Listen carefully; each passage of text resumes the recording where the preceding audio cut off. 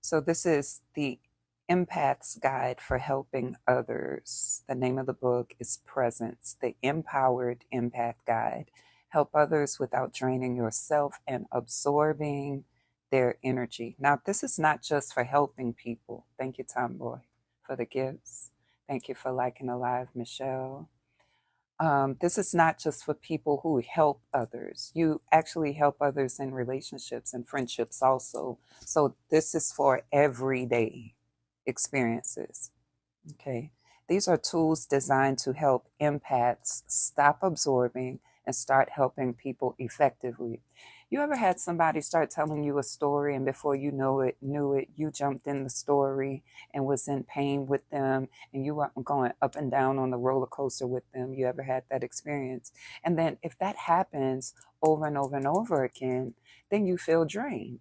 All right. Then you got to recalibrate. You got to go lay down or something like that, because what you have done is caused your nervous system to become dysregulated by tapping into your own unresolved and unprocessed pain.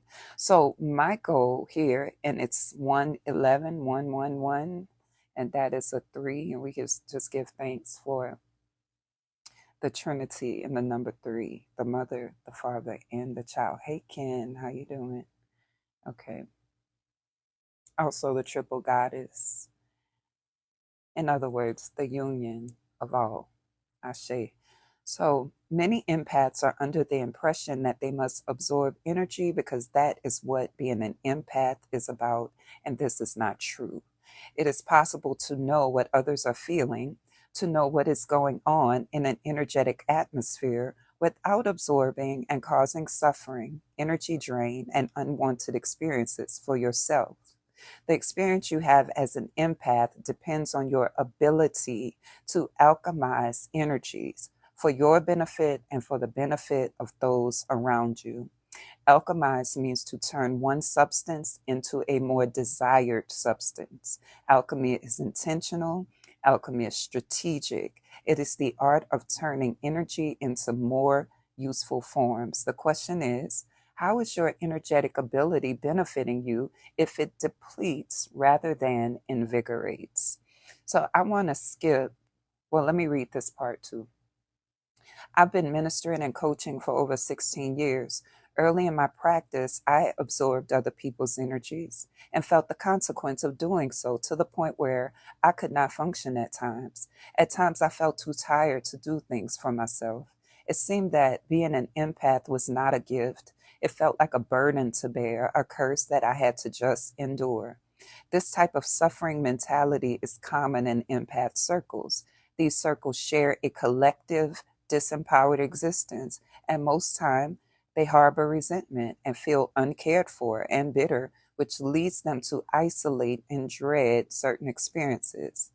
Some empaths even experience depression and anxiety because they have absorbed more energy than they can handle well. Yeah. Have you ever asked the universe something like, I'm here for everyone, but who is here for me? Have you ever experienced that? That's a question in a book. I found that I was asking that a lot. I'm here for everybody. I will stop my own tears to help someone else. But other people, when they go through something, they withdraw and they only talk about themselves. I was in that space before, right? I don't have that now, but I did have it. Have you ever felt lonely and like your journey was all about helping others while you crumbled silently inside for the sake of your gifting? This is the perspective of the suffering empath. I can't help it, they say. This is the belief of the suffering empath.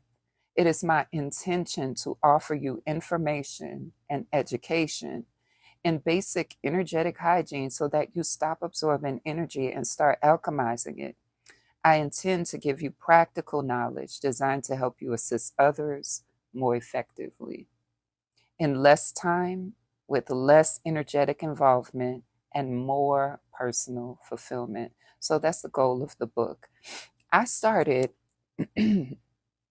TikTok, I think in 2020. And one of the first viral posts I had was so simple. It was empaths stop absorbing. Okay. And that post went viral. I'm going to find it.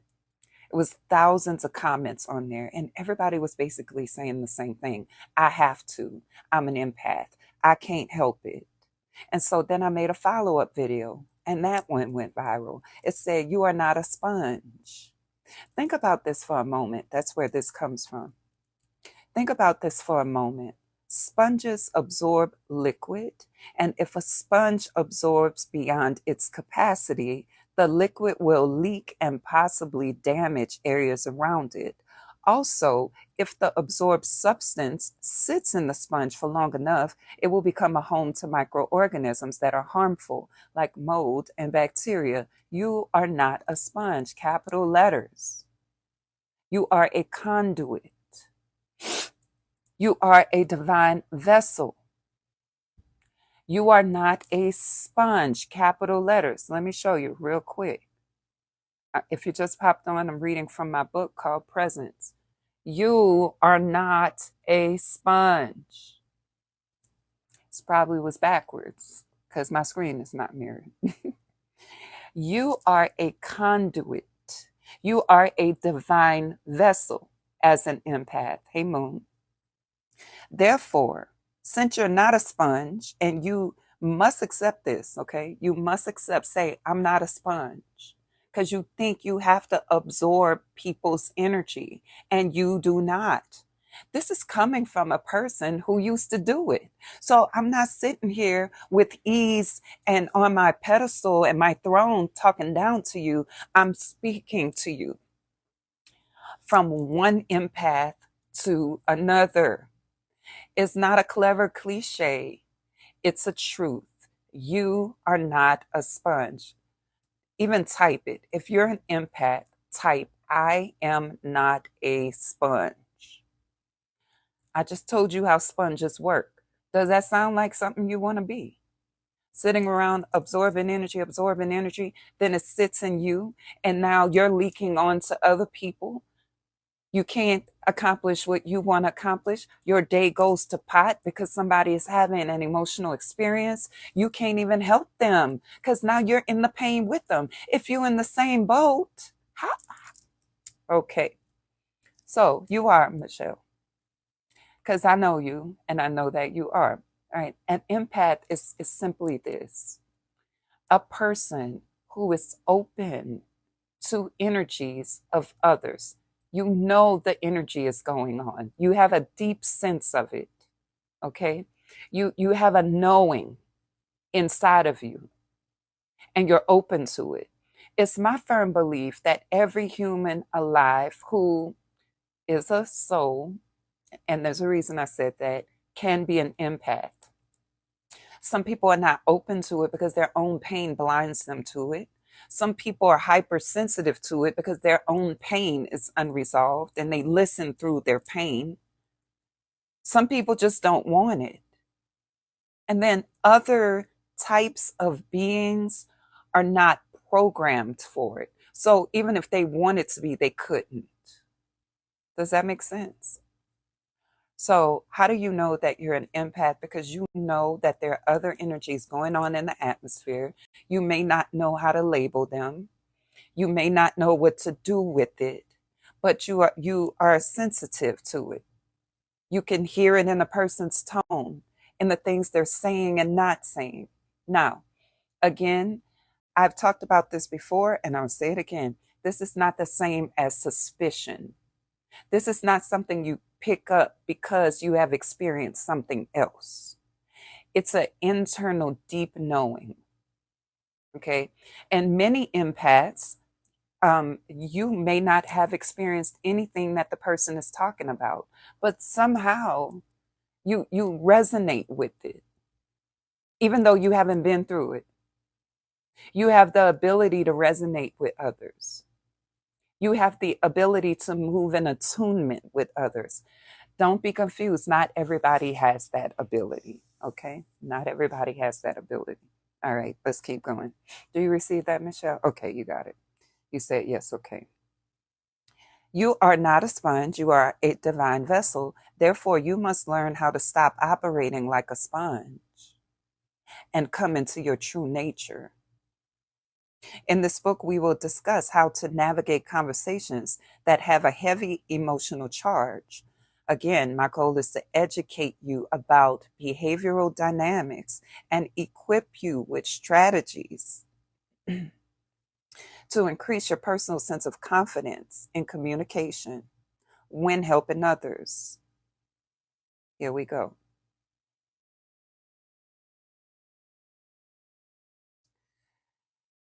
Something else I want to read here because it's not true, but empaths believe it. Some empaths believe that to help others, you must experience what they have experienced, and this is not true. The whole the whole idea of being an empath is there's an inner knowing. This does not come from the intellect. This doesn't come from experience. It comes from an awareness that is so deep. Okay. So you don't have to have experienced what the person is talking about for you to attune to it. Attunement. Now, back when I wrote this book, I wasn't into using the word attunement. If I were to revise it, I would put attunement in here. Okay. In order to understand others, number one, you need to understand human dynamics. Because if you don't know what dynamic is at play, then you don't have a choice but to absorb. You need empathy to help others, not pity and not sympathy. When you think about the word empath, the root word of empathy is empath. Okay. So if you look at empathy in the way that I'm talking about it, empathy is the ability to see what the person is talking about from their perspective, not your perspective. When you move in sympathy in the way that I'm talking about it, you see things from your perspective. Hey, Sammy, you see things from your perspective. Thank you, Sammy. And that is why you feel your pain, but you call it their pain. You say, I'm feeling their pain. You're feeling your activated pain because you are listening from your perspective. How do you know that you listen from your perspective? Because you make it about you. You turn it around and you talk about, yeah, when I experienced that, and I know how it feels for someone to do that. I know you must be hurting because I was hurting when such and such did that to me. And oh, I'm so sorry you experienced that because I've been through that too. That's listening through sympathy. And you may be offering an empathetic response, like, I get that, that makes sense. But you're listening through sympathy, your own eyes, what you know about your own experience. And I want to tell you that when you listen that way, you're listening to yourself and you're activating your own pain. And you are merging the boundary between their pain and their experience and your pain and your experience, such that you can't tell the difference. And that's why you call it, you feel their pain. Can I give y'all an example? Thank you for liking the live, Sammy.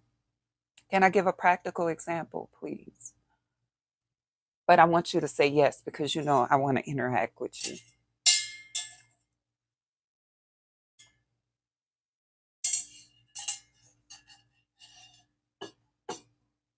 Okay.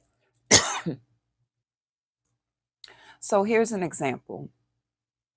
Let's say I'm talking to you. You is all the people on the screen, the chat. You is the chat. Okay. And I begin to tell you what I experienced with my mom at 5 years old. Okay. So here's a real true story that I have worked through already. Okay. Yes. Okay. But let's say I'm sitting there and I'm reflecting and I'm reminded of this one time. I can't even remember what the problem was, but my mom had decided that whatever my brother did, I let him, and we both deserved the whipping. Him for doing it and me for letting him do it. I don't remember what that boy was doing because he used to do so much stuff. He still be doing stuff to this day. Who can control him? Nobody, not even himself. right? So he was doing whatever he was doing. I'm gonna say, let me accurately age this. I'm gonna say maybe I will, no, not 5. I might have been about 7 or 8. So if I was 7 or 8, he probably was 4. Okay, maybe 5. My mama is so spicy, and she been spicy for her whole life. Do y'all remember those toy baseball bats? They were about that long, but they were plastic. This one was yellow. Y'all had those? It was hollow, but it was plastic. And if it hit you, it would sting, the yellow ones, right? So some of y'all might have been hitting y'all siblings with it or whatever. I don't know, but we know that it stings, okay? So she was so mad that as I was taking my bath, you know how parents used to work themselves up into frustration? Well, she worked herself up into frustration and decided to whack me a few times with on my wet skin on my leg. Okay. So when that was done, I had welts. Now, I do not remember how many times she whacked me. It didn't feel like she was beating me, but she definitely did a pop, pop, pop kind of thing. All right. My mama would work herself up into frustration. So after I dried myself off, I had welts and I was mad. And so I had pulled my school socks up because I had long school socks. I went to Catholic school. Do y'all remember those socks? They were, oh man, I have a pair even right now that I love because of that. But they were long, thick type of socks that would come up like right under the knees because we wore those Oxfords, those black and white shoes in Catholic school. So anyway, I pulled my sock up to cover the welt. And when I went to school the next day, welts.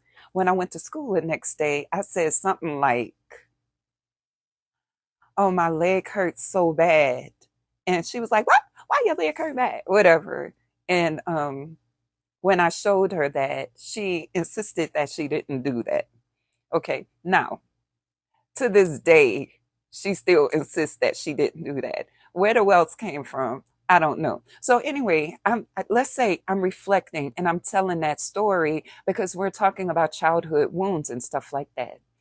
And you go, first, let me just stop right there and say, I am so sorry that you had to endure that because you didn't deserve that. And oh, my heart is hurting right now just thinking about it. Oh man, like I even feel some tears coming to my eyes. You said an empathetic thing, but you were listening from your own pain because you see how I'm telling it.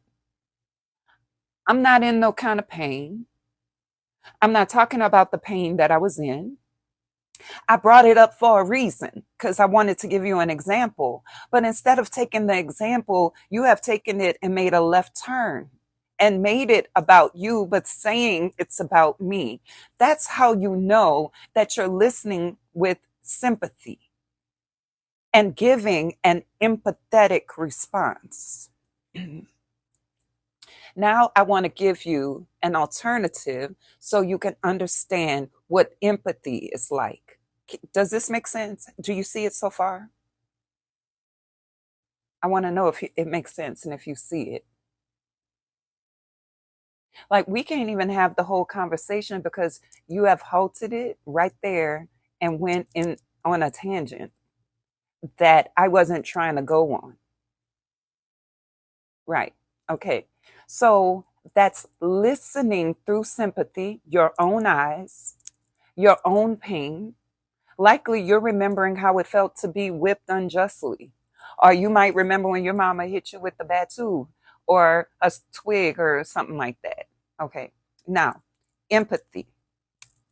I tell you that story and I hear you telling me about this, and it doesn't seem like you're in any pain about it. Do you still feel pain or is it mostly resolved?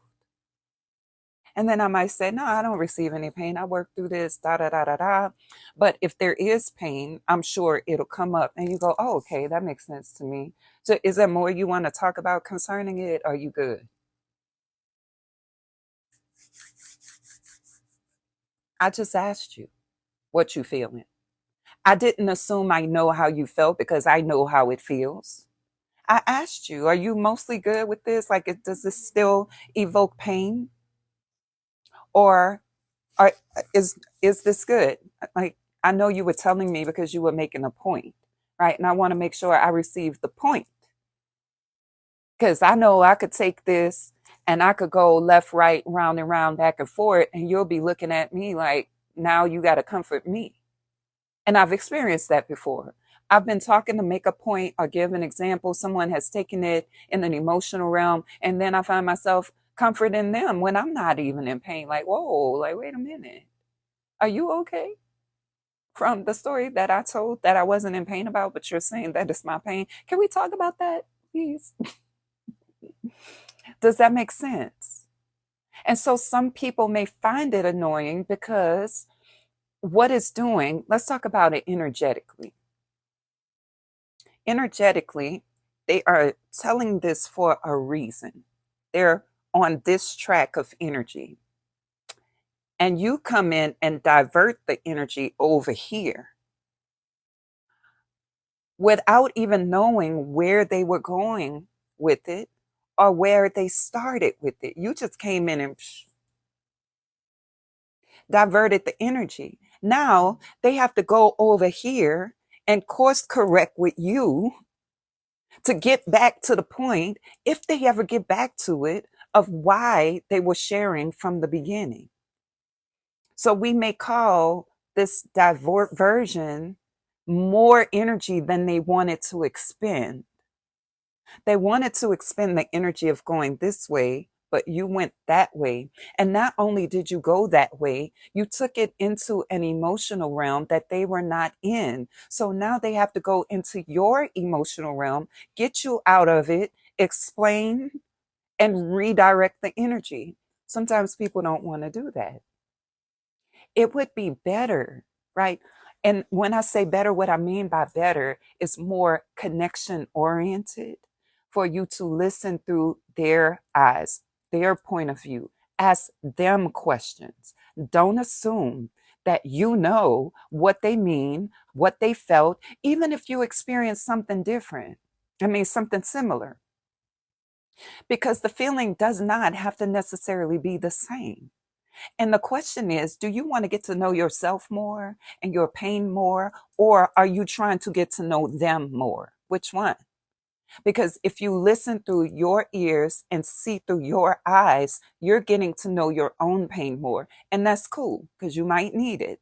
But if you're trying to connect and get to know this person, you're going to have to recognize, hey, my pain just got activated. I'm going to go back to that in my personal time. But this conversation is about them telling me about them, and I want to stay right here. So instead of assuming, I ask. Instead of implying, I ask. Instead of jumping to resonate, I ask. Does that make sense? Now, there's some people who won't even do either of those. They just listen and they say, "Oh, you're going to be okay." I don't know which one is least effective. Hey, Ralph, I really don't. Because if you're trying to connect, the sympathy that comes from you speaking from your own point of view and then minimizing their point of view, I don't know which one is least effective, but neither one is going to lead to a closer connection. You have to learn to ask questions of people instead of seeing from your point of view. And this is the trap that a lot of spiritual people fall in, because we may put such emphasis on what we know, on what we see, and we think that's getting to know the person. That's getting to know your gift more. And even if you could see, if they didn't take the opportunity to express their point of view of it, you still haven't known them more. So then, of what value is the sight and the knowing when you're trying to get to know someone? I've had people in my life say, "Oh, you don't have to explain that. I see you." And I'd be like, "I don't know what you see, first of all. But If I want to be known, then I do want to talk from my point of view. I do want you to hear it from the horse's mouth, so to speak, because I don't know where it gets topsy turvy in your head. I don't know where your interpretations differ from mine. So, yes, I do need to say that, even though you're saying you're seeing, if you want to get to know me. Now, over time, I've learned that once a person says something like that, I'm going to say ashe to it, because that means that they are not open to hearing my expression, because they are comfortable with what they have already. And if that's the case, I will allow them to stay in comfort. I want to talk to people who have questions, who want to inquire into my experience. Let me know if that makes sense. The difference between sympathetic listening and empathetic listening. Do you see the difference?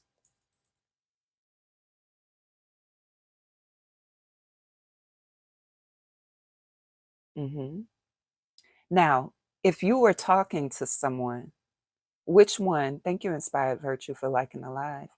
If you were talking to someone, which one would you want them to give you? Sympathetic listening, empathetic listening, or minimizing, whitewashing, spiritual bypassing it? Mm-hmm. Mm-hmm. Yeah. Does it make sense? So while you are listening, you need to understand, right, that your interpretations are causing your pain. Your interpretations are causing your pain. For example, let's say I say, last night when you said X, Y, and Z, this is what I felt. Spiritual bypassing. It's spiritual bypassing if you haven't taken time to really understand their experience and how it's affecting them and the depth of it, to know if everything happens for a reason is the accurate or the most effective answer. If you haven't listened to know that, then yes, it's spiritual bypassing. Right. Let me give you a little example. I can remember when my oldest son was going, many of you were here when I was going through this. My oldest son was studying for his SAT. And we were butting heads a bit because I wanted him to study a particular way and he didn't want to study that way. Okay. And so each time we would get together, it would be this opportunity for me to manage myself and even suppress myself, knowing what is good, but him not taking the advice, right? So I was explaining this to a friend once. I was explaining um, that I felt so frustrated. I was like, I feel frustrated because I really want him to get it, and I don't want him to have to take the test over and da da da da da. And the person was like, oh, don't worry, he's going to see when he gets older. What? What? I'm not worried about when he gets older. I'm expressing to you something in the present. Okay. Now, what are some options there? I hear you saying you don't want him to do this and you don't want him to do that. What does he want? How do you feel about what he wants? Is there a space where you can move into a little more ease, or is this something you're still processing? That's where I would go with this. It's confusing. At work, they say put yourself in another shoes. Now, mind you, I'm talking about people you want to connect and bond with, right? If I were at work, I would not take anything personally at all, right? These are people who want help. I'm here to help. I'm going to explore the ways that I can help. I'm not getting emotionally involved there. I'm not feeling sorry for them. No. But I am there. This is where I would help from.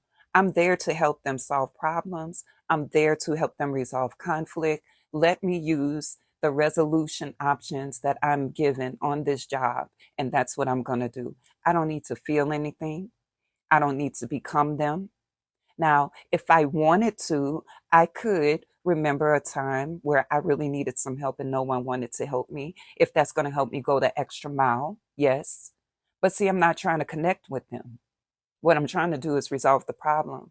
And if my projection helps me solve the problem, I will do that without the emotional toll, because the emotional toll is not necessary to handle what needs to be handled in that situation. I wouldn't even invest emotionally, because why?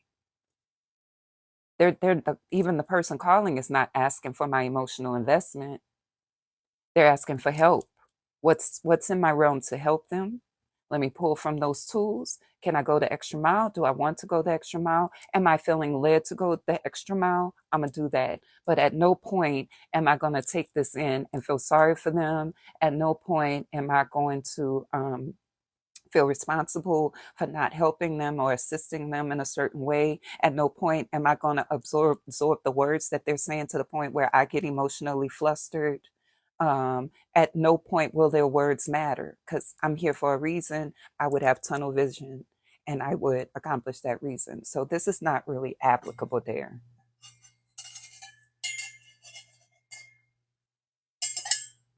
Because you're not there to minister to them, although it may turn into a ministry, but that's not what you're there for, right? So that's why it would be draining, because if you go through that all day long, feeling sorry for people all day long, feeling responsible all day long, then that's not really what's required of you. And that's more than your nervous system can handle. So yeah, it would be difficult, I would say. The difference, hey, flow like water, thank you. The difference between sympathetic listening and empathetic listening. We see the difference now. So, will you do something slightly different, or do you already do this? You already do it if you can listen to people without jumping into their pain. You don't do it if you listen to people and jump into their pain. And then you jump into their pain, and then you want to relieve their pain. But it's really your pain you want to relieve, because once you feel like you help them, your pain releases, you no longer feel it, so you feel better.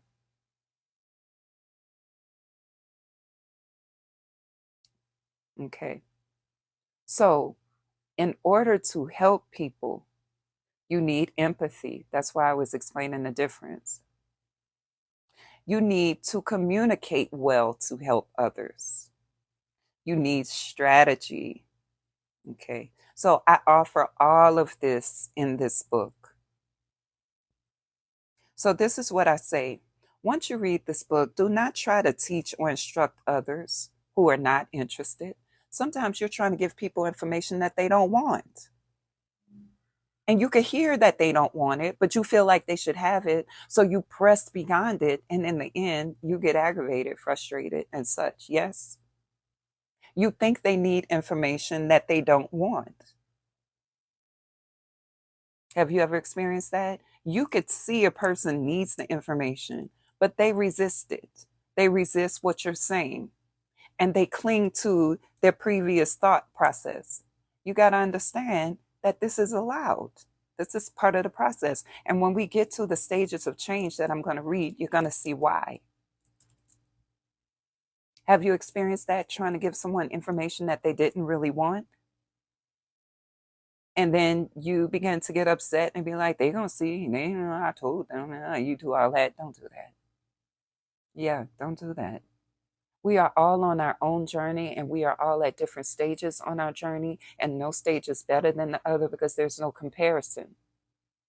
Okay. Yeah, for me, I want to receive quickly. So tell me what you got to say, and I'm going to sit and think about that. I don't have time for resistance. But some people do. And at a time in my life, I had time for resistance. I would resist what a person was saying. No, it's not. No, it's not. It's not that. No, it's not. I would do all of that.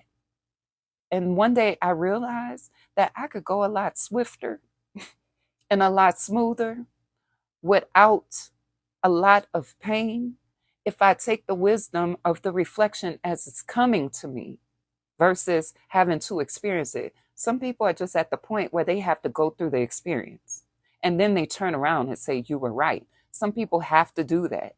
But other people will take it and they'll go through the situation and they'll say, I heard your voice in my head saying, and I didn't do it. Right? So you have choices on how you're going to go through this life. Do not use this info to prove that you are right or to correct others. Don't do it. Thank you, Sammy. When you are helping others, it's not important to be right. Now, everybody on this live and listening to the replay would say this is true. Oh, no, it's not important to be right. But you fuss like it's important to be right. How do you know when you fuss because it's important to be right? Thank you, Sammy. Because you argue about the principle. You think one way is better.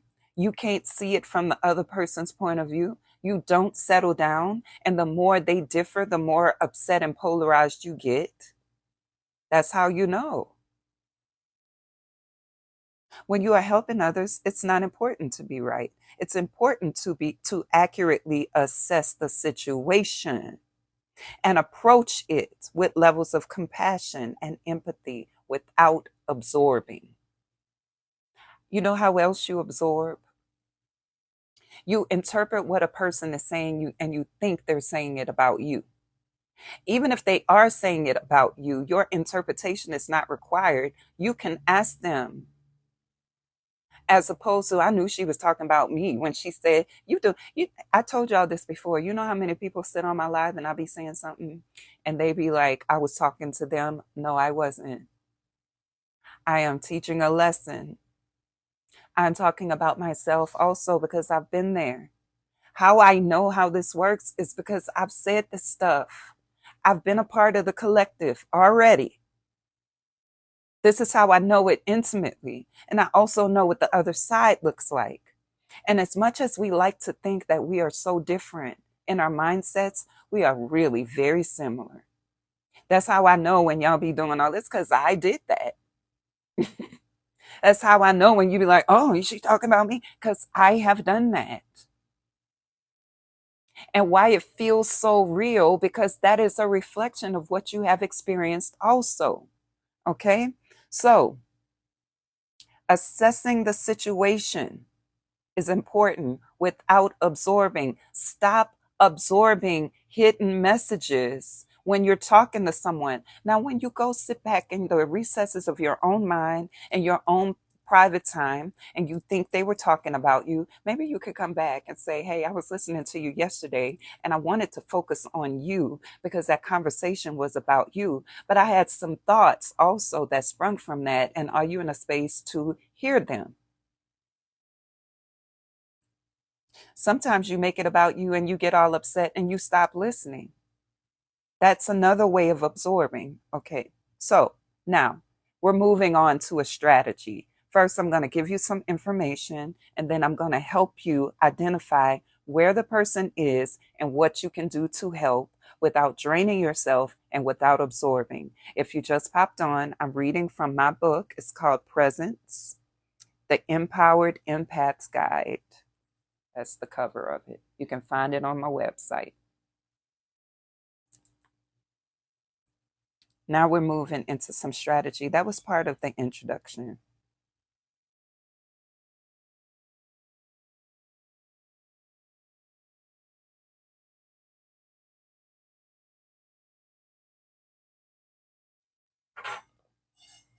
This is going to be helpful also for people in relationships when you are looking for change in your partner, mindsets, change in yourself. Maybe your partner is looking for change from you. You are going to need this information, right? Because if you don't, you're going to wind up creating more problems than you want to. Have you ever been in a situation where the more you talked, the worse the situation got? Have you ever experienced that? I have.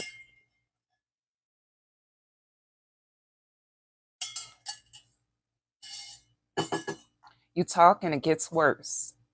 The more you explain, the more problems come up. The more they explain, the more problems you begin to have. Have you ever experienced that? Yes or no?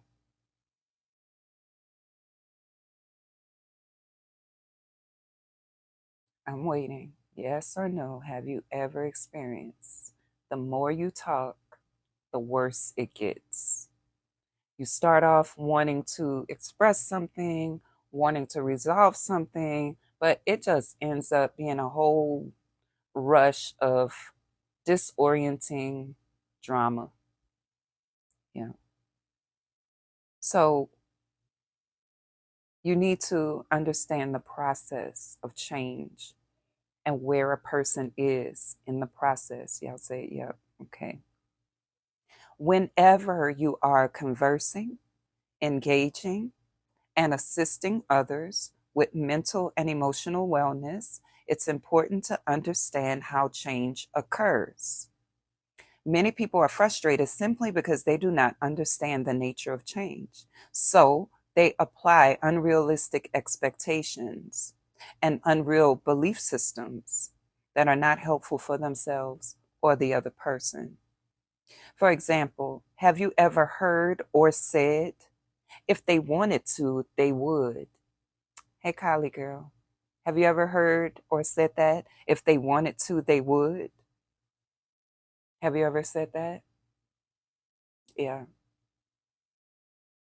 Or have you ever heard or said something like this? They just don't want to change. Mm-hmm. Mm-hmm. When I hear these sentiments, I know that the speaker does not understand the process of change, right? When you understand each stage of this model and the unique characteristics in their own time of each stage, you will ask effective questions.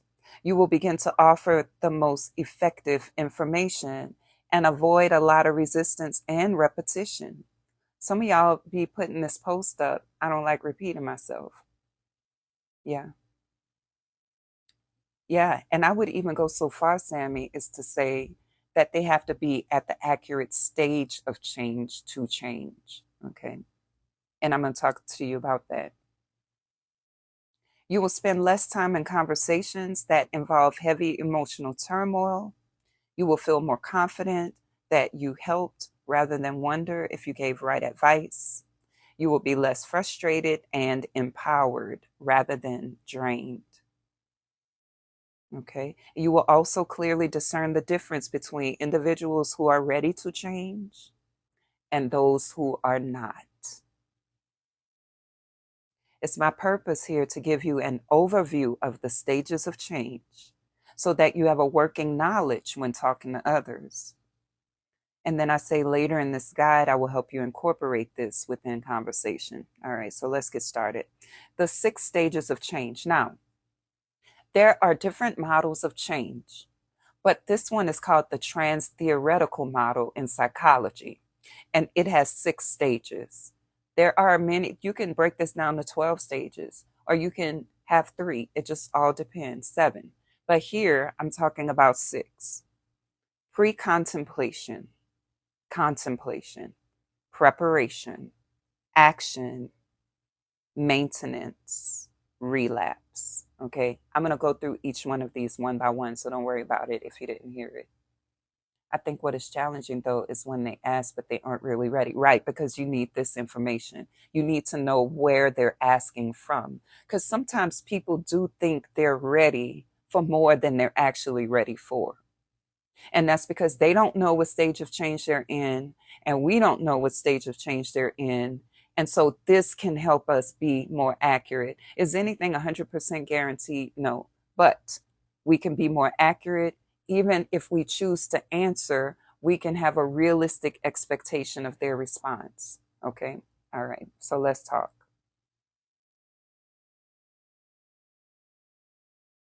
And I love this dialogue. So keep giving it. Okay. Keep giving it because I like the interaction. I want you to be able to express. Stage 1, pre-contemplation. If somebody can type that, that would be great. Pre-contemplation. So contemplation is thought or thinking, a thinking process. This is before the thought process starts. Pre-contemplation. Thank you. This is usually the first stage in the process of change.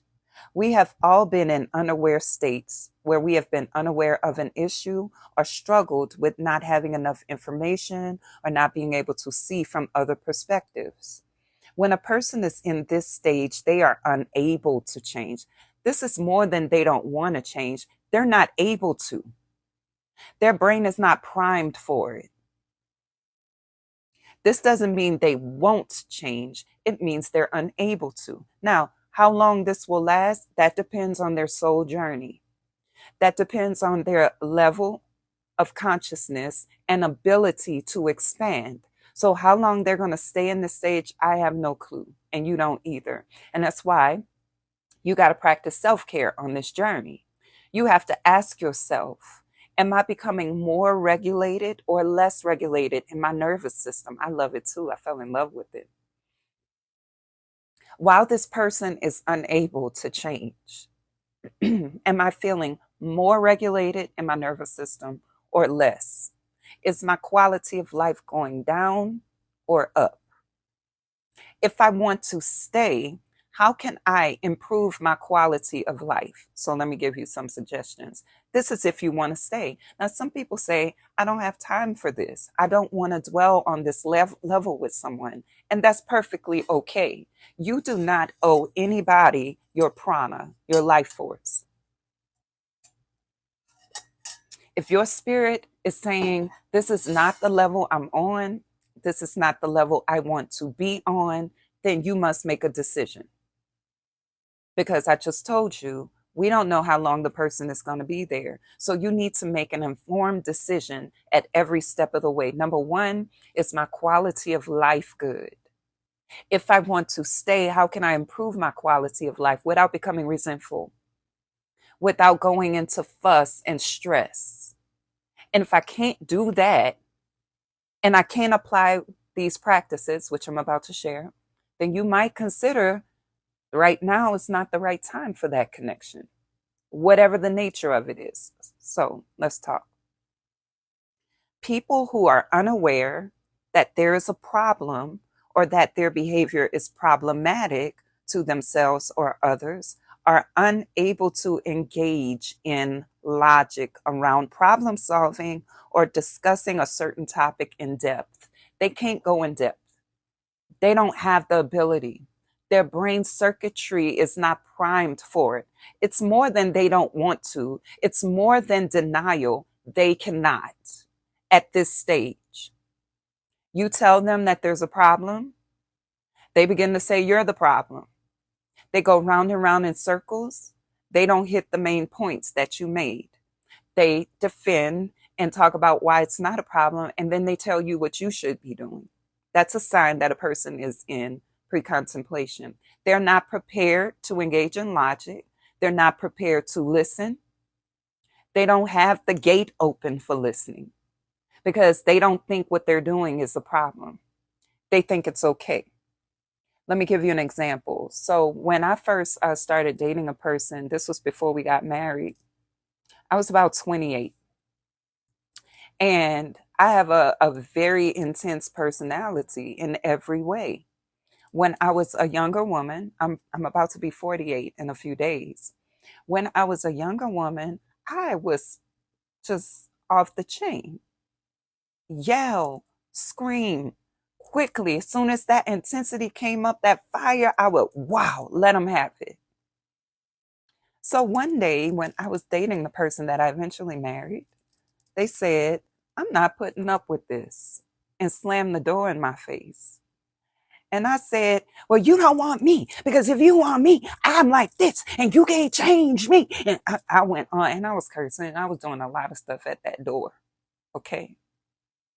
I was unaware that I had a problem. And so even if that person said, hey, this is a problem. No, it's not. No, you shoulda, and da-da, there was no way. Pocahontas, listen.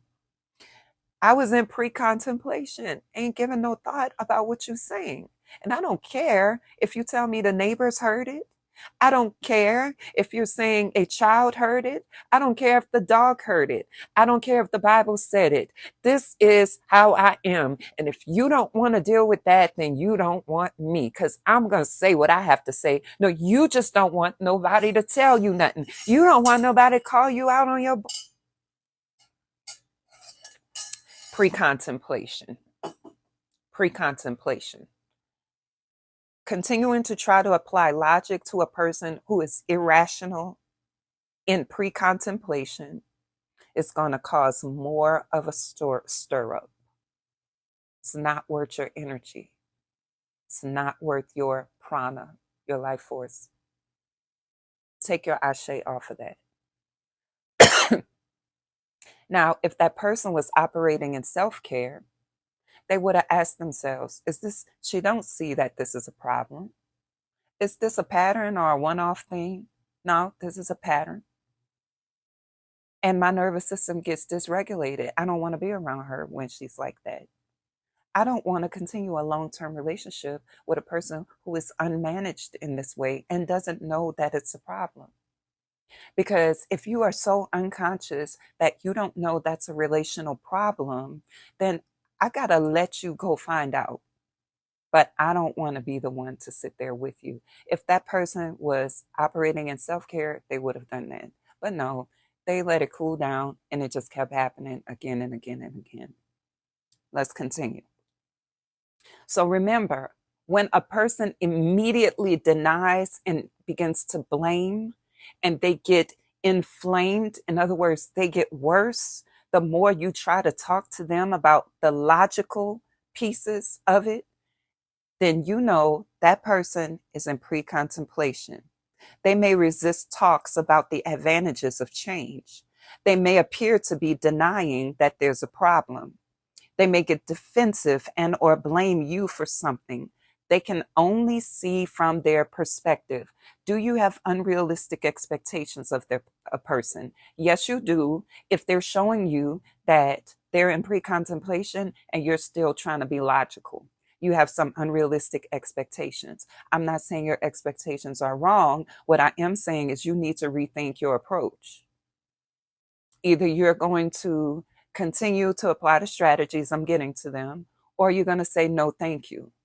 But continuing to think that they're going to come out of denial because you keep telling them more and more logic, you're fooling yourself and frustrating yourself and co-creating a situation that you cannot thrive in. And we can't say it's because they're like this, they're like that. No, you are a creator.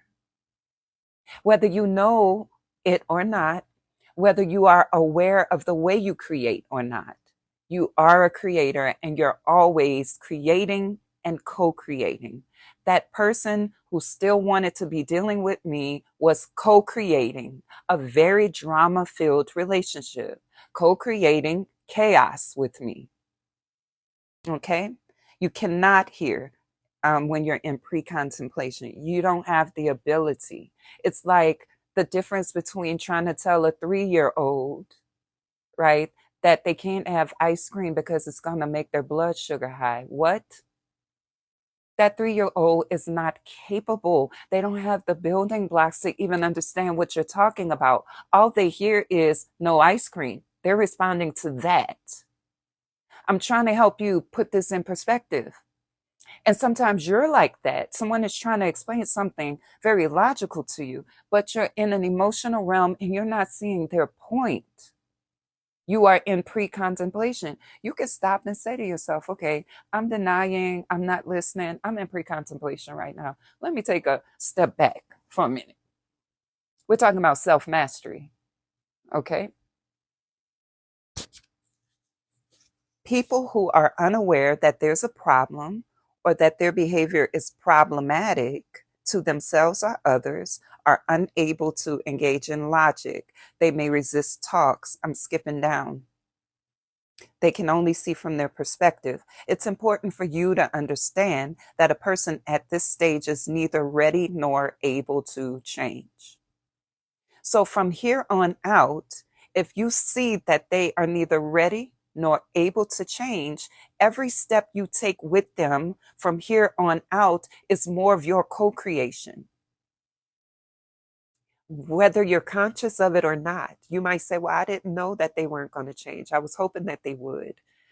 Everybody changes in their own time. That's a decision you're making. So you can't blame them after you waited 5 years and they're still the same, saying, I did this for 5 years and I have nothing to show for it. Wait a minute now. You did this for 5 years, choosing whether you were conscious of it or not. I'm trying to help you become more conscious so you can stop doing this. Is this condemnation? I'm not putting you down. I'm not judging you because I've done it too.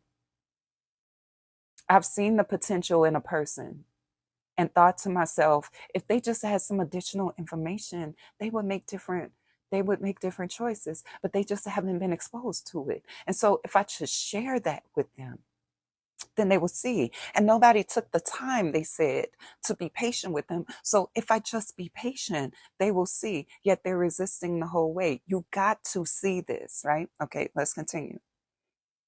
You will frustrate yourself with your own unrealistic expectations if you don't understand this. And it is okay. Yes.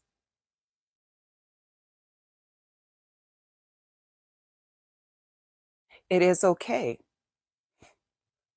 And it is okay for you to say yes or no to it. It's all okay.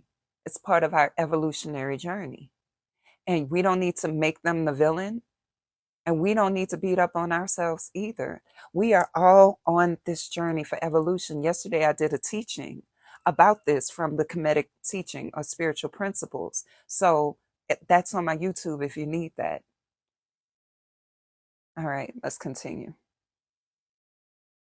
If you approach change talks with asking for too much action or ask them to take accountability at this stage, you will encounter boundaries and resistance. If you're trying to come at them with no, you need to take accountability. You need to take accountability. That's not the stage to do it. If you are really trying to really be heard by the person, or you want to stay or something like that, asking for accountability while they're in pre-contemplation is pointless. It's like pouring water in a bucket with a hole at the bottom. The more you pour the water, the more it comes out. Hey, Courtney. It's also to understand that this need to make a change makes sense to you because you are not in pre-contemplation. It's tempting to judge a person who's in this stage or accuse them of acting like they don't see. The truth is they don't. They don't. I can remember being in my truck with the kids when they were younger. They were in car seats and we had 3 rows. So the one sitting in the back row, I have 4 children, and then I had a stepdaughter at one time. So all of them were in the truck. And I was looking at the moon and I was like, oh, the moon is so pretty. And the ones in the back were like, where? And I was like, it's up there. And they were like, there's no moon out. There is a moon. You just can't see it. No, it's not. I don't see it. Am I going to go back and forth with them? Their perspective is simply that the moon is not available for their sight. That doesn't mean the moon is not there. They just can't see it. Am I going to go back and forth with them? No. I decide to put my attention somewhere else and start talking to the person in the front seat. Thank you so much, Kylie. Whether this is an act or deflection, unconsciousness or denial, what you can know for sure is that this person is not in a space of receptivity to change. When you feel frustrated while trying to help someone, it's a sign that you have some expectations that do not align with this stage of change. You got to decide. If you know that they are in this stage of change and they are unable to see, are you still going to go back and forth with them? Are you going to still allow your intensity to rise to the point where now you're all chaotic inside? Are you going to allow this to turn into a match where you go back and forth, throwing blame back and forth? No. In wisdom, you're going to identify where they are and make a decision for yourself. Listen, and at this stage, it's not about getting them to see, changing their mind, or getting them to take your advice. Helping others is about wanting to see them on their own journey winning. And in doing so, you are in an educated, strategic, and compassionate state of being. And then I have some questions here. So, how do you engage with a person in pre contemplation? I just told you what not to do.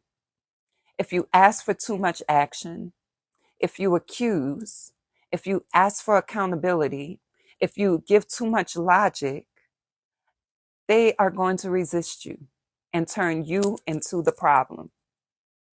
Okay. It doesn't matter how open this person seemed at first. When you notice that they're in pre contemplation, you're going to have to take a deep breath.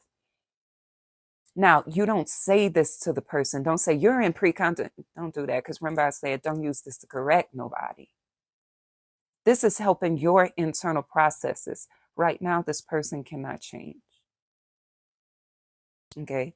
How to engage with a person in pre-contemplation. Number one, if you need to say something, state the problem and explain it in short, clear sentences from your point of view. I language. Explain it from your point of view. Explain the facts. Don't go on and on and on. Don't send long text messages, because likely they're not going to read it. They're just going to scan it for triggering information. And that's the thing that they're going to talk about. So you don't need to do that. Haven't you done that before? You felt some kind of way and then you just sent them long paragraphs by text message, or you got on the phone talking and you went on and on. Don't do that. It's not time for it, because they can't handle it. It's going to end up with you being the problem, you being flustered, and you never reach the true problem. You are co-creating chaos if you choose to do this. Or they respond by saying K. Don't do that. Or worse, they put the thumbs up on it, and then they don't acknowledge most of what you said. Right? So it's okay to state the problem, but do it in short, concise sentences.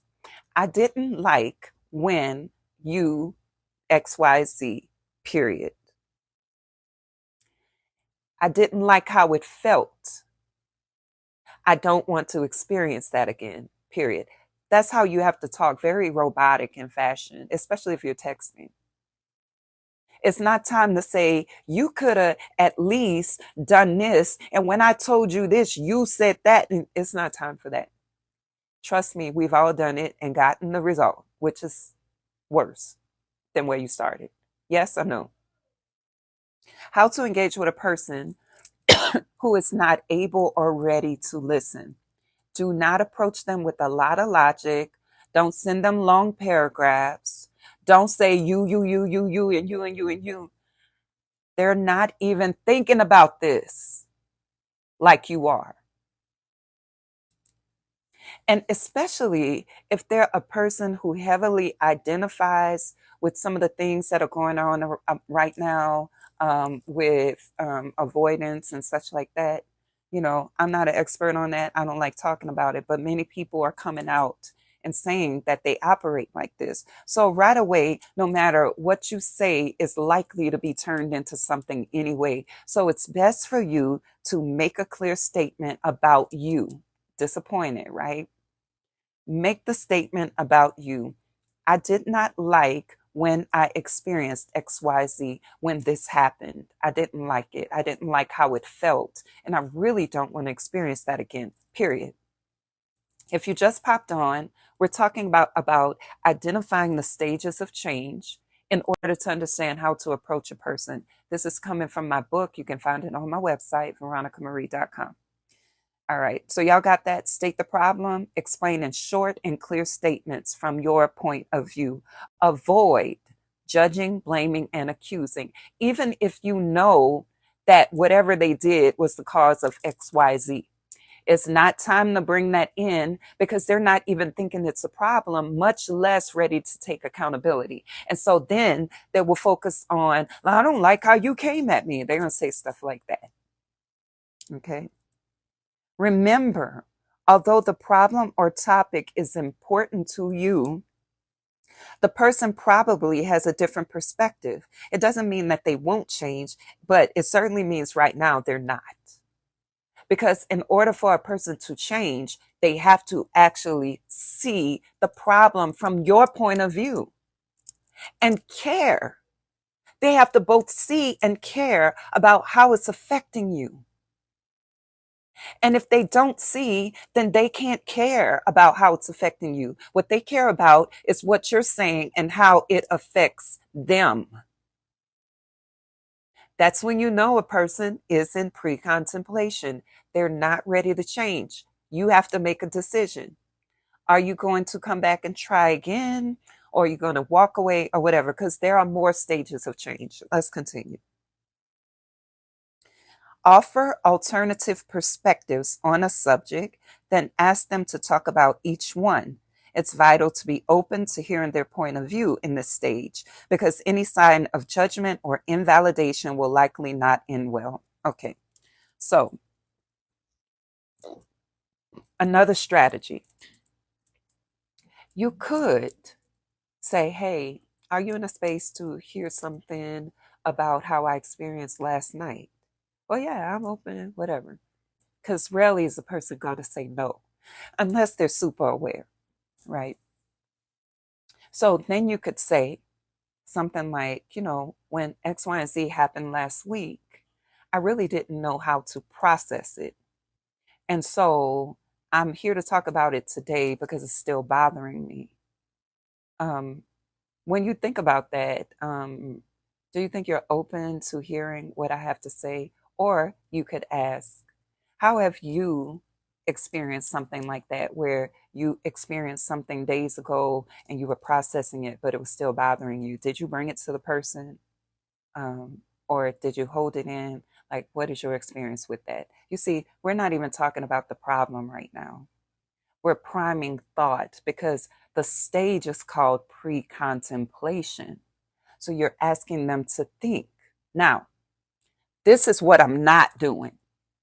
Have you ever had a situation where somebody lied to you and you knew they were lying, but you kept, don't do that. That's implying judgment. Because if you're trying to tell them that they lied to you, then you're manipulating the conversation. That's not what I'm talking about.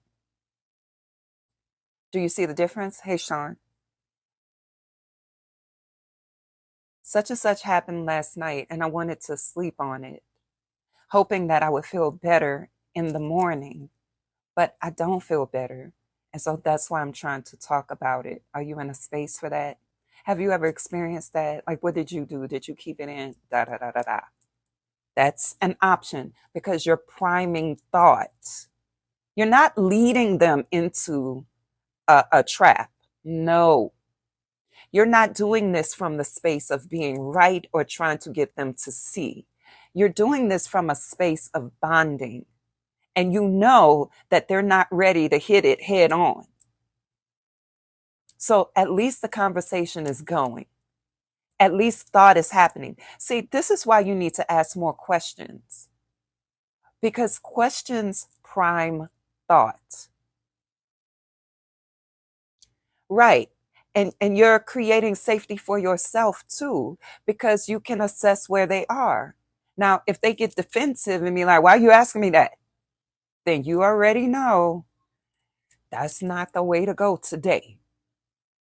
You could say, well, I do have something I want to talk about, but I want to talk about it more deeply than the problem itself. So that's why I started there. I do have something, but I think I want to process it more before I bring it up again.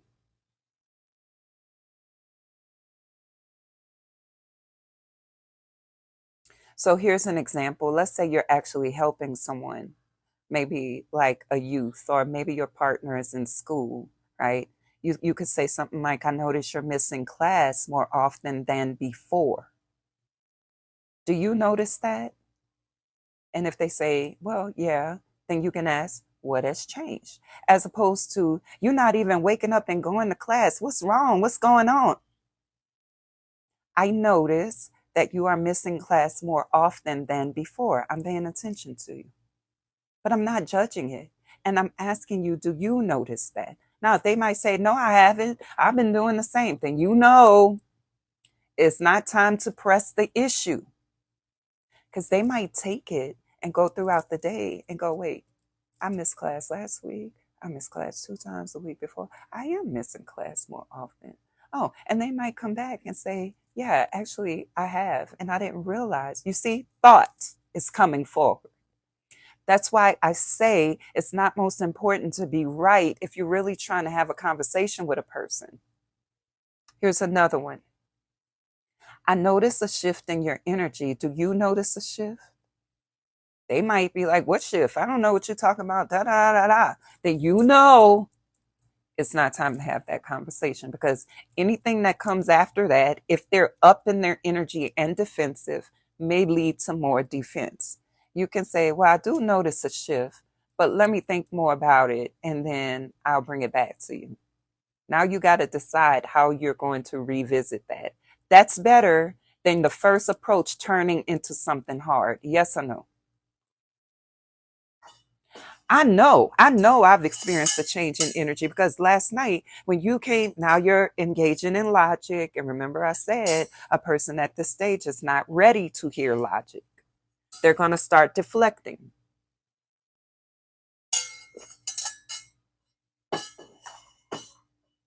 Does that make sense?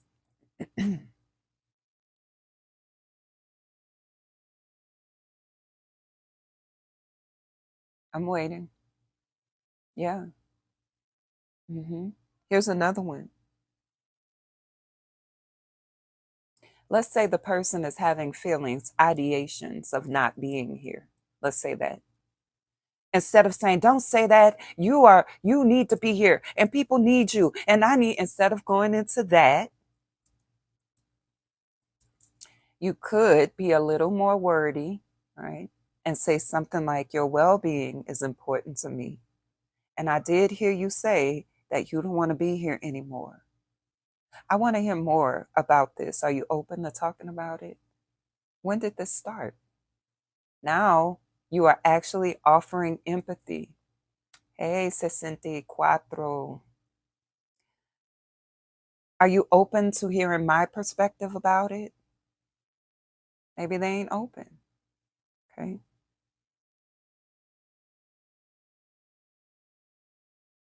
Here's another one.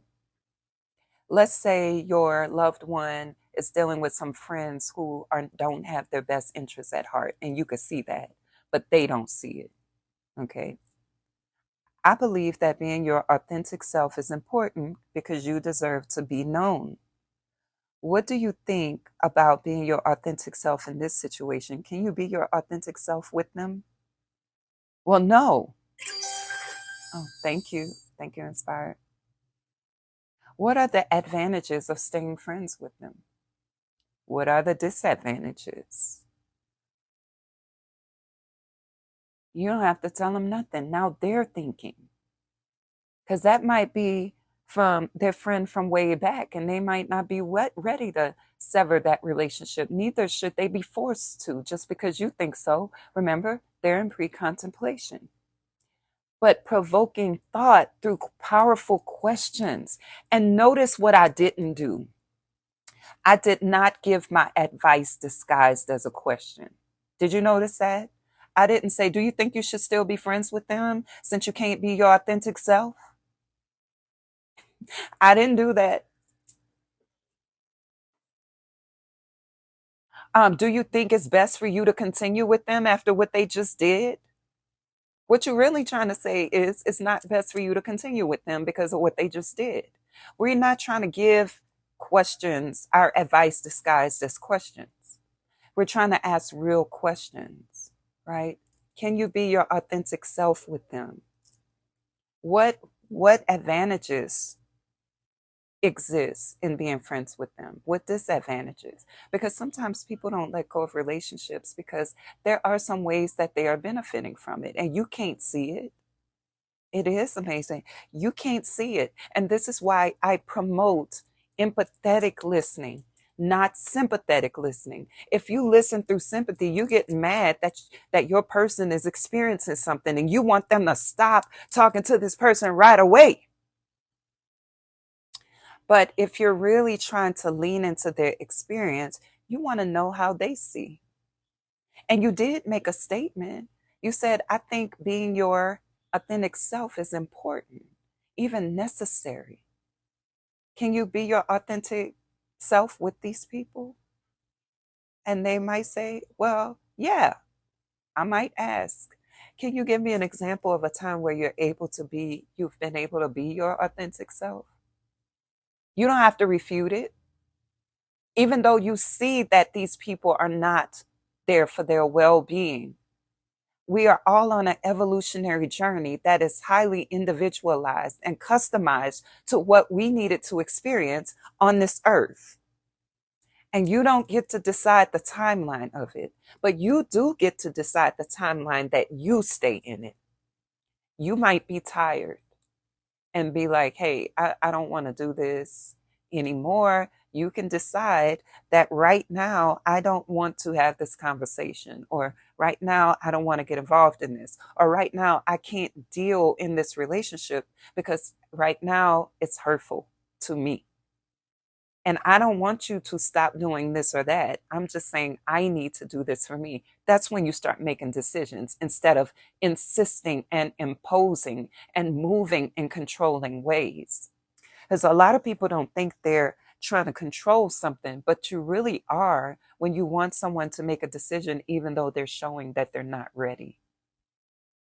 Very powerful. Let's say this is your best friend who's frustrated with her children and she's been yelling at them, and you want to tell her that it's hurtful to the kids. You don't move in and say, don't talk to them babies like that. They don't deserve that. Don't do that. You could say, yelling at the kids because you're frustrated isn't helping you to feel better. Are you open to talk about your frustrations? I noticed that when you are yelling at the kids, you seem stressed out, and I could see why. Are you open to talking about it?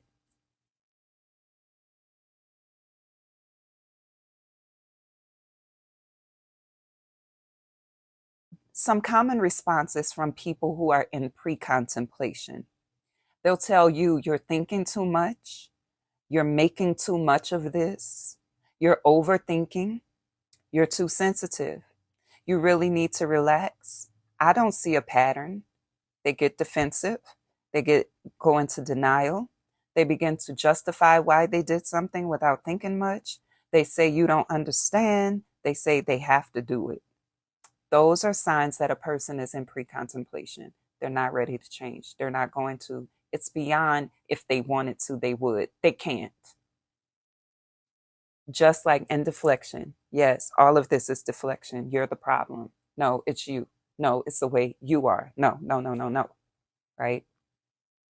This is if you still want them to change, even though you hear these statements, again, it's like telling a 3-year-old about how continuing to eat ice cream can negatively affect blood sugar. They don't care because they can't care. They don't have the mental to care. They don't understand the words or the process. They don't even see it in the long term. They exist in the here and now. That's pre-contemplation. Okay. So for you, self-care is essential. Realize, now let me help you. My battery is about to die, so I'm going to end after I finish this point and maybe come back later. Self-care is essential for you. Realize that your ideas are valid, even if the person doesn't see. Okay. You don't have to go into, oh, I feel so unheard. And you don't have to. We don't have to take this personally. Yes, we want them to see, but it's still valid even if they don't. You don't even have to fuss about the validity of it. My feelings are valid too. You don't have to do that. You already know it. But you also know that they are in pre-contemplation. Okay? Well, I have my mic on and the mic is plugged into the phone. So listen, realize that a person, this one is really important. Realize that a person is rejecting your ideas. They are not rejecting you. They're rejecting your experiences. They are not rejecting you. So important, because so many people have their identity tied up into their ideas and opinions. So then they can't even stand it if a person says, no, that's not how it was for me, or no, I don't like that, or no, they can't even stand it. So I suggest you disentangle your identity and your ideas. Ideas can be refuted. Ideas have to clash in order for new ones to take shape. It's like the Big Bang Theory, right? Ideas must clash, and then disorder erupts in order for your system to bring it back into order. This must happen. So it's not even a bad thing. You are not your ideas. You are the person who has ideas. And if you need something deeper concerning the parts of yourself so you can understand this more deeply, go look at my last YouTube video. Okay. Realize that you are the person who has the ideas. So there's no need to take the person's resistance personally. This doesn't mean they don't love you. It doesn't mean even that they don't care. Think about a time where you didn't know that something you were doing was hurting someone else. Or I should say, they were taking it in a hurtful way. Let's say that. Think about that time where you were just saying something and you did not know the person was ingesting it in a hurtful way. So one day they said it to you and you were like, oh my God, I didn't know. I didn't know. And you had been saying that for years and continued for weeks or whatever. So it doesn't mean they don't love you. We're not calling into question love. We're calling into question ability to see. Okay. If you are seeking validation or compliance from a person in pre-contemplation, you will get irritated. You will feel frustrated. You will feel drained. You need shadow work. Here's the shadow work for you. Engaging with a person in pre-contemplation is an opportunity for you to see where you move out of realistic expectations and become intolerant. It's an opportunity for you to notice how you create contractions within yourself. This space can help you more clearly understand your own belief systems, how these affect your experiences, and assess how you want to shift, how you want to shift for your peace of mind.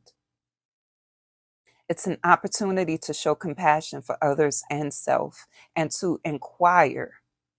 Encouraging a person who is in pre-contemplation can be effective when encouragement is based upon a belief in the goodness of a person. So you can't express from the belief of the goodness of a person if you're wanting to go in and judge and blame and get them to take accountability. You're not focusing on goodness. And this is where you have to decide, do I trust the heart of this person or not?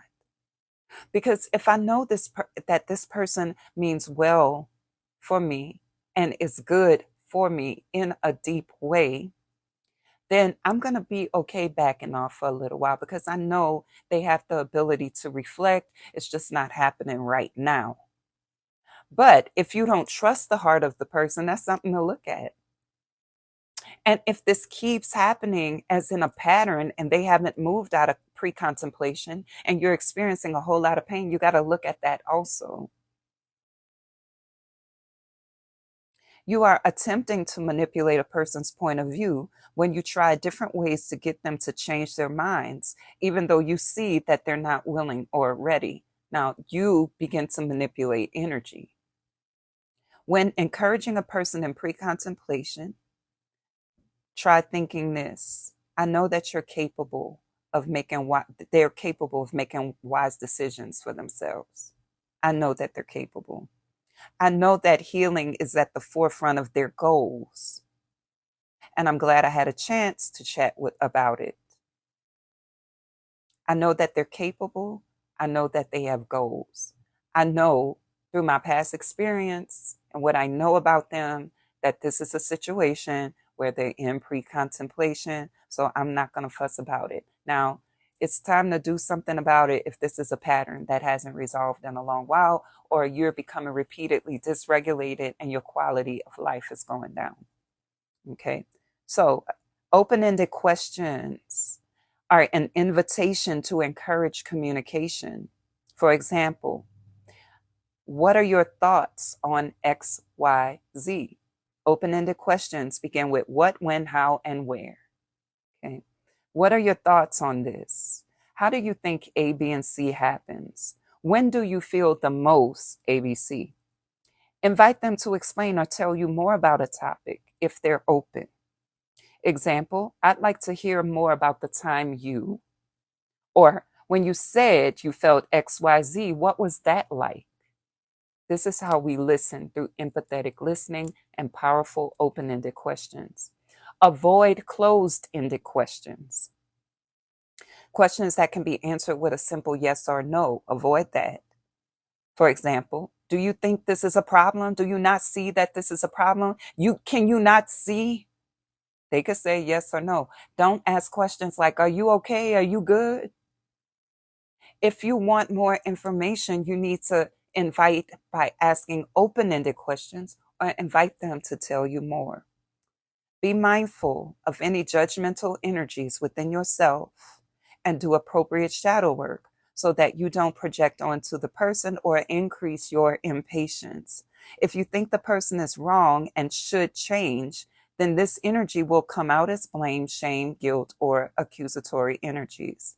Remember also that although you see the issue, they may not, because they have their own values and belief systems. And if they're in pre-contemplation, they cannot see. Remember to use short statements. Avoid lengthy descriptions. I already talked about that.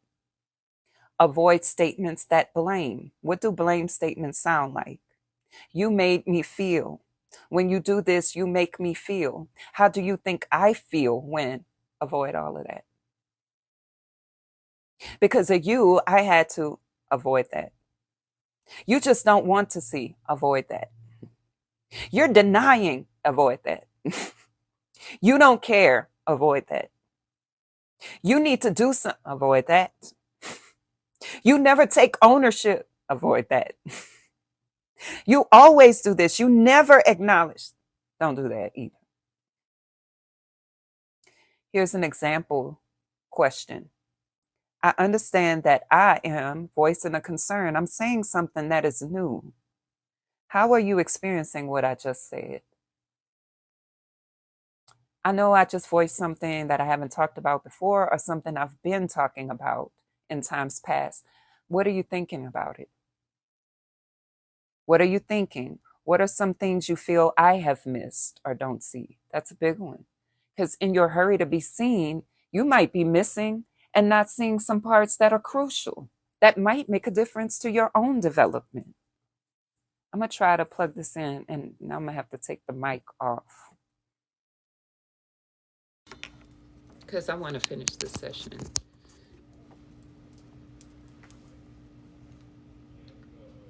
How are you experiencing this conversation? How a person is experiencing the conversation is going to determine how far you can go with it. If they're experiencing it as stressful and they feel contracted and defended, it's time to stop.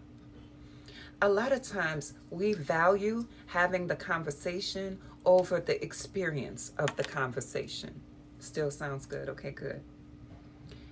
if the experience of the conversation is not going well, you can consider, hey, would you like to take a break and let's get some water, or go take a walk together, or have some tea or something like that before we come back and try again?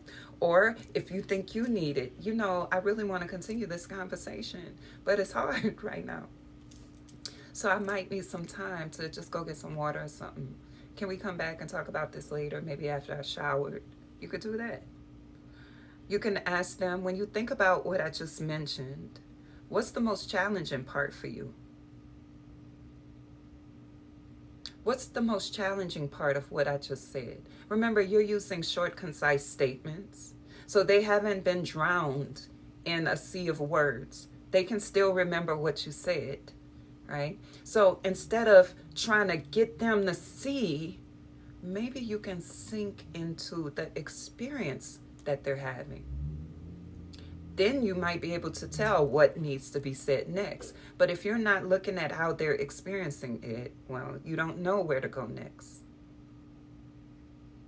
It's important to realize that a person in pre-contemplation may not have answers to your questions. They haven't even thought about it. When you notice they do not have answers, you can ask if they need or want more time to think about it. Do you need or want more time to think about this? And we could talk about it later. You don't have to answer me right now. Here are some mistakes that people make when engaging with a person in pre-contemplation. If you just popped in, I'm reading from my book called Presence. It's on my website. Some mistakes that people make. Asking for accountability. I said this already. I'm reiterating it. Because likely you've been doing this a different way for a long while. You need to keep hearing what not to do. Don't ask for accountability. Don't expect them to see clearly simply because you explained it clearly. Don't expect an immediate response. You don't have nothing to say. That's all you have to say. That's all. I just said a lot. That's all you have to say. First of all, don't say a lot. Make the points. I language. Ask them how they feel instead of bombarding them with words and scenarios and feelings and then expecting them to know what to say. You know what they're going to do? They're going to start with their own trigger. That's not going to help you. Avoid internalizing the person's responses as unloving or a sign of disinterest. Now, this is different. If you've been dealing with this for quite a while and they're still doing the same thing, it's time to go a different route with this. But I'm talking about situations that are relatively new. Maybe you talked about it once before, it didn't quite go over, or maybe you were approaching it from some of the spaces that I said don't approach it from. Then you can reapproach it here and see if it makes a difference. Avoid getting upset because you have to repeat yourself. I just told you. I said this already. Well, say it again. Always assess your capacity before engaging in the conversation. I'm coming to an end. If you already feel that you're very flustered and riled up, don't try to have the conversation. Don't. You need to take accountability for your own energy, because you might think that you're saying the right stuff, but you're sending it out in an energy and they're grasping the energy first. And they're not even hearing your words because remember, they already don't think it's a problem. So now what they're doing is interacting with your energy and you think, hey, Renee, and you think, I just said this. I don't know why because the energy you came with is like that. That's why. Okay. Self-assess before you begin the conversation. How is your energy? Yours, not theirs, yours. Do you feel anxious or worried, fed up or frustrated? You need to regulate first. What regulates you? You need to talk to your friend first. You need to talk to your therapist first, your coach first. Come to one-on-one coaching. Talk about it and get a grounded perspective. So some spiritual people think, I'm just going to go stand on the ground and then I'm going to come back and talk about it. And you could, but that's temporary because your brain still is charged and the thought processes still exist. So they're going to come back. So yes, if it's urgent, go stand on the ground. Absolutely. But now you need to also ground your thought processes. Because if you're in the emotional realm of frustration, anxiety, and stress, you're not going to handle it well when they give their pre-contemplation responses. Self-care. This is called self-care. This is not for them. This is not to make the conversation go easier. This is for your good so that your system is not dysregulated, okay? Do you have enough time to discuss the topic? You might be trying to discuss the topic because you're so intense, but they're about to run into work. They're already in pre-contemplation. They might be running into a party or into the store. They're already in pre-contemplation, and now what's worse is they are now experiencing time limitations. Do you have the necessary energy? Don't be trying to have the conversation if you know you're low in energy. Do you feel open and allowing or intolerant? Are you able to identify signs that you have reached your capacity? Do you know when you have gone to the place where you're no longer going to be able to communicate well? Do you know how to step back and say, hey, inside of me, this is about to get real bad and I'm not listening well and I want to listen, I need a moment. Do you know how to end a conversation before you have reached frustration? I take a breath. This is getting real intense right now. I know if I keep talking, it's not going to go well. Let me take some time to process what you're saying. Let me think about it. I'm going to stop texting right now because I need some time to think because this is getting worse and worse inside. This is not about controlling your emotions, because you want the information that your emotions are giving you. But what you don't want to do is make a situation worse by trying to talk to a person who is in pre-contemplation and can't understand. Are you expecting the person to see or agree? Or are you open to their authentic responses? So many times people want to have conversations, but they don't want to hear an authentic response. They only want to hear the response that resonates with what they think should be said. And so as soon as you say something else, they're about to flip the switch and get upset. Do you really want authentic responses? Or do you want to hear what you want to hear? Years ago, my coach did a teaching that was so life-changing for me. He said a lot of people don't want the truth. They want the lie. That's what they're listening for. They're saying, their mouth is saying, I want the truth. And when they ask for the truth, if you give them that, then they're going to have a fit. As opposed to going, okay, that hurt. That hurt. Okay. But you're being authentic. And I'm not going to villainize you for that. That ain't how it goes. Wow, oh my God, did you even love me at all? Were you even trying to stay? Oh my God, acting like Shanae. Y'all remember Shanae? They say ignorance is bliss, but it's really not, because your nervous system can tell the difference between truth and the lie. Oh my God, like, don't you do all that? I know, because I used to do it. I would ask a question that I knew I wasn't ready for the answer, but I would ask the question anyway, and they can't even barely get 3 words out of their mouth before I'm having explosions in my chest. And oh my God, you should have just left me where I was. You didn't have to come into my life and disturb my peace, and you did this and do all of that. I used to do it. And I know y'all have done it too. I hope y'all stop if you still doing it. Because do you really want the authentic response? Before you have a conversation, you need to be honest with yourself. Are you ready to hear the worst case if it's there? Are you ready to honor it? Are you ready to get dramatic and cut up and then really intensify it? Then if the person deals with guilt, they may decide to still be with you, and even though they don't want to. Sean, you don't have to see me like that, because, honey, enough people saw it for you. Enough people saw it for you, trust me. Do you really want the authentic response? And see, the type of person that I am, you really should not ask me things that you don't want to hear. Because if you ask me, I'm going to say it, and I'm not going to take responsibility for how you feel about it, because you should not have asked me. And I'll give you a disclaimer. I'm going to say, now, do you really want to know what I really have to say?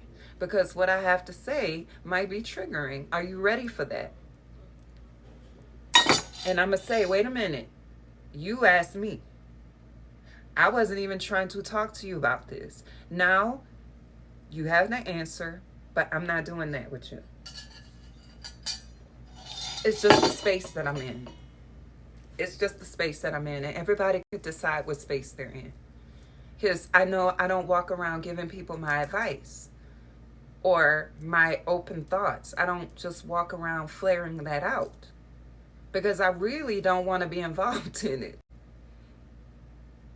But if you ask me, I'll give it. So before you have a conversation, ask yourself, do I really want some authenticity? Am I ready to honor it without blaming? Let's say somebody wants to break up with you and you ask, so you want to break up? So you want to break up? If you're in that energy, you don't want to hear the answer. You already are in the energy of ready to cut up. You don't want to hear that answer. So you need to self-assess and go, I'm not ready to ask that right now. Because you're not ready to hear it if they say yes. You already know. So you need to go talk to someone who can help you come into groundedness. So when you ask, hey, let's talk about our relationship. Is this a space where you're ready to move on, or you want to keep trying? Like, where are you with this? And if they say, hey, I'm really ready to move on. Why you just didn't say it? You could have been saying it. No, you ready to explode. No, you asked the question. It's all right to be hurt. I knew it because you were talking to such and such on the corner and I saw y'all. So you was just, you gotta be real with yourself. If you want to have some mature conversations, you do. So if the person says, yes, I am ready to move on, can you honor that? Can you also honor that you're hurt without trying to make them responsible for it? You need to know this about yourself. And if you're not ready, you need some therapy or some coaching.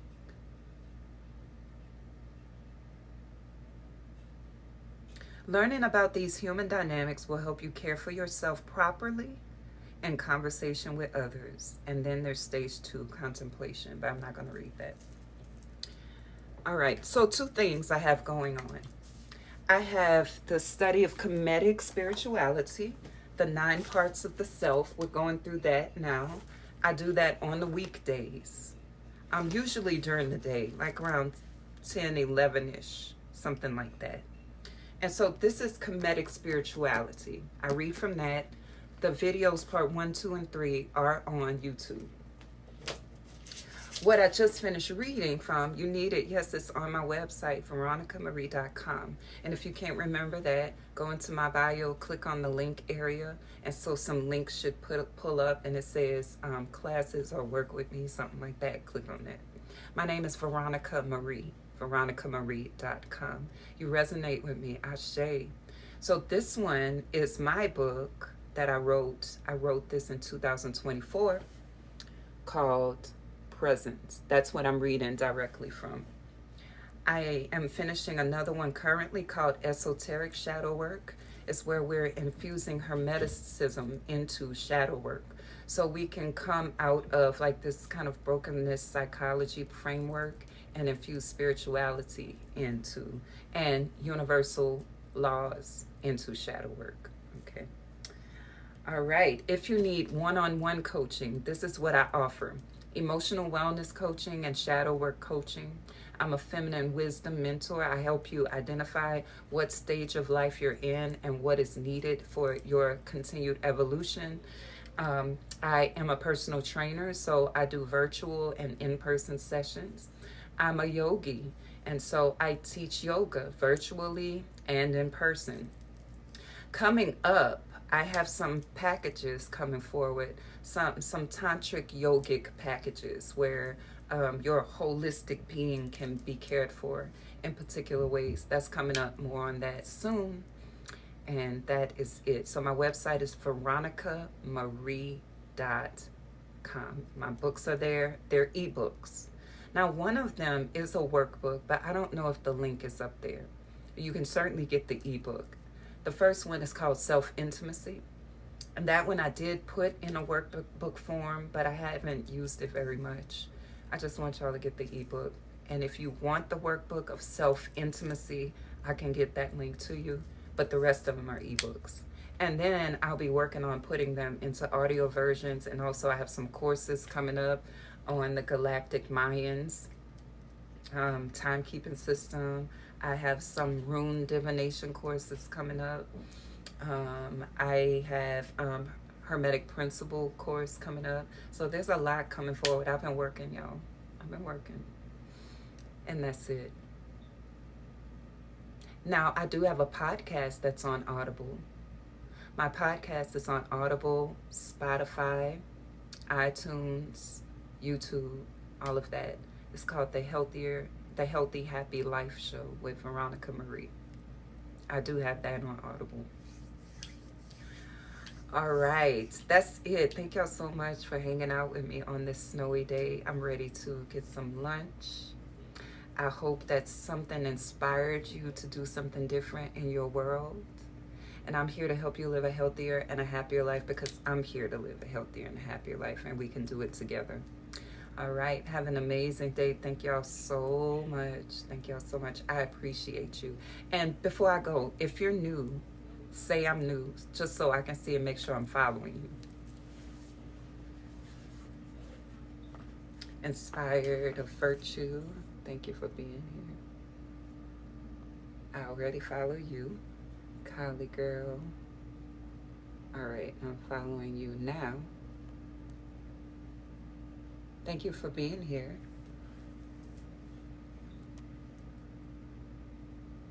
All right, everyone else I think I follow already. Yes, Sean, I remember when I followed you. All right, y'all, take care. Peace.